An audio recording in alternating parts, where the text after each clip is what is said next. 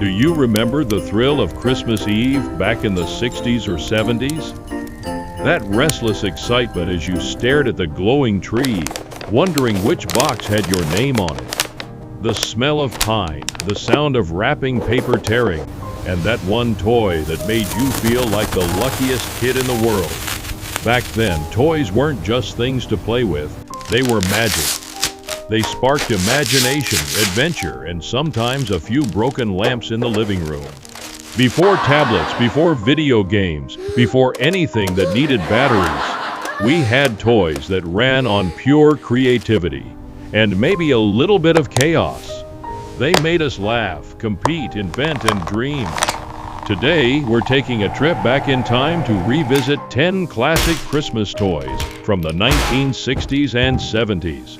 The ones that ruled every wish list, defined childhood joy, and somehow disappeared along the way. And where better to start than with a toy that turned every living room into a Wild West shooting range? Number 10, Tin Can Alley. This was the kind of gift that made parents regret Christmas morning by 9 a.m. Plastic rifle, a stack of cans, and that glorious ping sound every time you hit your target, or missed and broke an ornament instead. Tin Can Alley wasn't just a toy, it was a full-blown family event. Kids lined up across the carpet like sharpshooters, while Mom yelled to stop aiming at the cat. It was simple, loud, and completely addictive. But as the years rolled on, toys like this got replaced by fancier things, laser tag, Nerf blasters, and eventually, video games that did all the aiming for you. Still, for a few magical Christmas mornings, Tin Can Alley made every kid feel like the hero of their own backyard carnival. After all that noise and imaginary gunfire, let's tone things down a little and move to something a bit more innocent. Number 9, the chatter telephone. If you grew up in the late 60s or early 70s, you probably remember this little guy. White body, red receiver, blue wheels, and those big googly eyes that wobbled as you pulled it around the house. It wasn't just a toy, it was your very first business call. You'd drag it across the living room carpet, pick up the receiver, and have a very serious conversation with nobody. And somehow, it felt important. For a lot of kids, this was the first grown-up thing they ever owned. It mimicked the sound and feel of a real rotary phone, the kind with an actual cord and dial that clicked as it turned. Today's kids? They've never even seen one. Ask them what a dial tone is, and they'll probably think it's an app. The chatter telephone taught us how to talk, imagine, and pretend to be adults, long before smartphones took over our lives. And though it's still sold today, mostly as a retro novelty, the truth is, the world that made it special has disappeared. And once you'd finished chatting with your imaginary friends, it was time to meet some real heroes at least, the kind that came in 8 inches of plastic and fabric. Number 8, Mego action figures. Before Star Wars toys ruled the world, Mego was the name every kid wanted under the tree. These were the first action figures that truly let your imagination run wild. Spider-Man could team up with Batman, Captain Kirk could face off against the Hulk, and your carpet instantly became a battleground for the greatest crossover in history. They weren't sleek or high-tech. Their heads popped off easily, their little fabric costumes frayed after a few epic fights, and somehow the boots always went missing by New Year's Day. But none of that mattered. These figures felt alive in a way that modern collectibles never quite do. For a generation of kids, Mego wasn't just about heroes, it was about creativity. You could write your own stories, invent your own adventures, and no movie franchise or app told you how the ending should go. But as the late 70s rolled in and Star Wars brought a galaxy of smaller, sharper figures, Mego's reign quietly faded.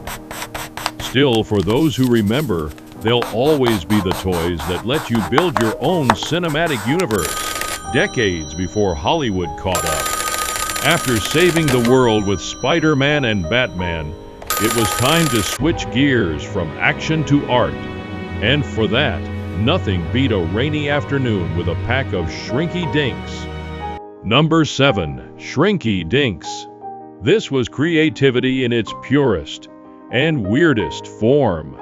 You'd take a sheet of thin plastic, draw whatever you wanted: Christmas trees, superheroes, or a very questionable version of your dog, and then pop it into the oven. And suddenly, like magic, it shrank down to a tiny, hardened version of your masterpiece. For a kid in the 70s, that was science fiction come to life. You'd press your face against the oven window, watching your art curl and twist before flattening into something you could actually hold. And the smell? Let's just say every kitchen in America had a hint of melted plastic that December. Shrinky Dinks were cheap, fun, and endlessly creative for about a week. Then most of us ran out of plastic sheets and moved on to the next craze. Still, they taught an entire generation that imagination could turn something flimsy into something lasting, even if it smelled a little funny getting there.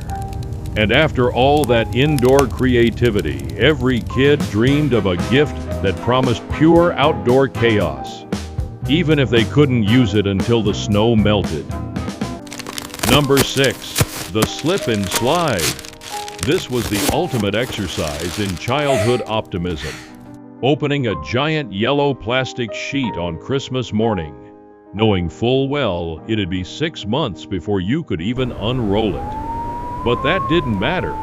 Just seeing it meant summer was waiting somewhere down the road. When the heat finally came, the Slip and Slide turned every backyard into a water park or a minor emergency room. You'd run, jump, and launch yourself down the slick plastic, crashing into the grass at the end like a stunt double gone wrong. It was fast, thrilling, and just dangerous enough to feel like you were getting away with something. Parents hated it, kids adored it, and lawns never recovered. Eventually, of course, safety warnings and inflatable alternatives took its place. But for a brief, glorious time, nothing said American summer quite like sliding face first across a wet tarp that your parents definitely didn't anchor down right. Of course, not every game required grass stains or a trip to the backyard. As the 70s rolled on, a new kind of magic arrived, one that fit right in the palm of your hand. Number 5.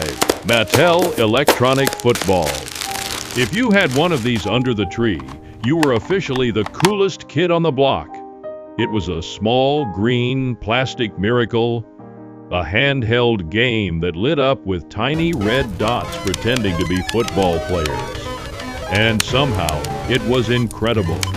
You'd hunch over it for hours, guiding that blinking red line across the field, while the world around you disappeared.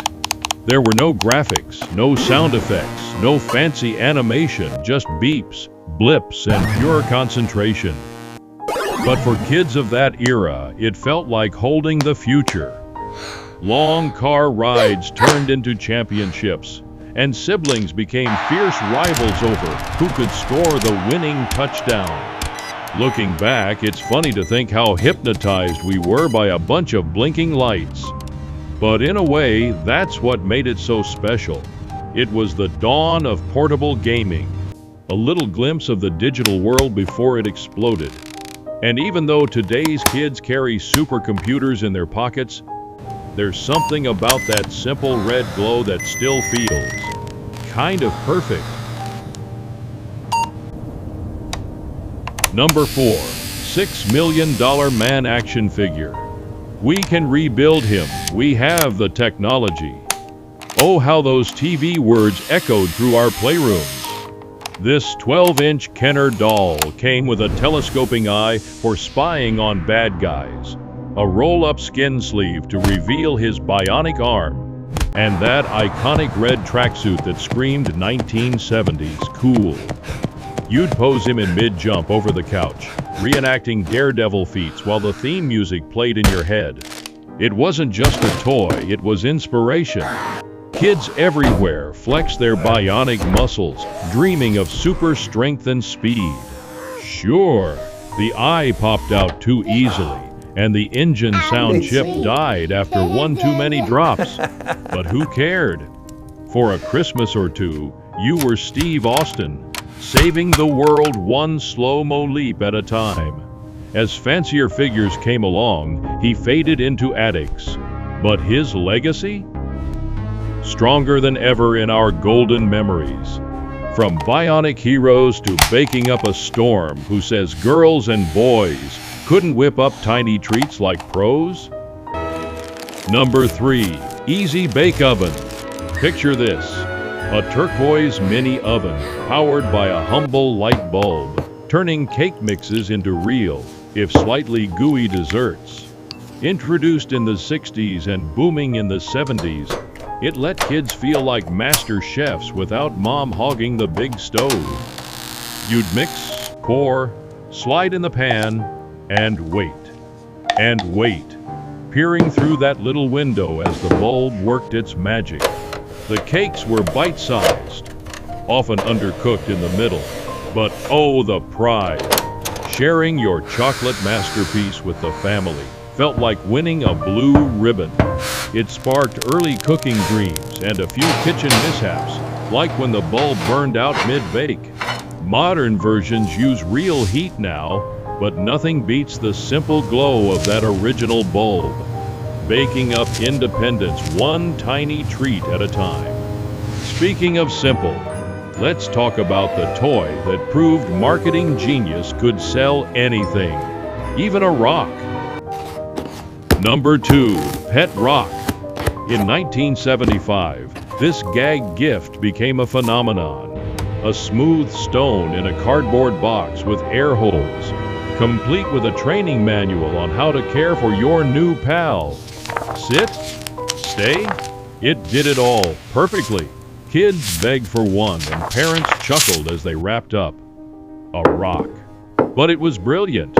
No feeding, no walking, just pure, hilarious companionship. It poked fun at pet crazes, while teaching us not to take life too seriously.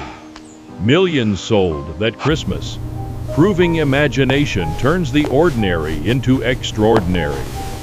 The fad faded fast, but the pet rock lives on as the ultimate symbol of 70s whimsy. Who knew a stone could steal our hearts? And now, rev up those engines for the king of Christmas daredevils, the toy that had us all jumping canyons in our dreams. Number 1. Evil Knievel Stunt Cycle. The white jumpsuit, the stars and stripes flare, the wind-up crank that sent him flying over ramps, buses, or your siblings' toy cars. This ideal toy captured Evel's real-life thrills in mini form. You'd build ramps from books, crank that gyro-powered bike, and watch him soar, or crash spectacularly. Broken wheels? No problem. More glue, more glory. Every kid felt the rush of the stuntman life, yelling clear the canyon as he launched. It was dangerous fun in a safe package, fueling backyard spectacles all winter, planning for spring jumps, of course. As video games took over, the cycle wound down, but Evel remains the ultimate Christmas hero, proof that with a little wind-up, anything's possible. Whew! What a ride down memory lane! From pinging cans to baking cakes. These toys weren't just presents. They were passports to simpler times, when Christmas magic ran on imagination, not apps. They brought families together around the tree, the carpet, the kitchen table, creating stories we still cherish today. Which one was your all-time favorite under the tree? Did Tin Can Alley cause chaos in your house? Or did the Evil Knievel cycle have you building ramps till sunset? Drop your golden tales in the comments below. Let's keep these retro spirits alive. Hit that subscribe button. Ring the bell for more nostalgic trips back to America's golden decades. And share this with your kids or grandkids. Until next time, keep the pine scent strong and the memories glowing. Merry Christmas, Boomers. Here's to the toys that made us.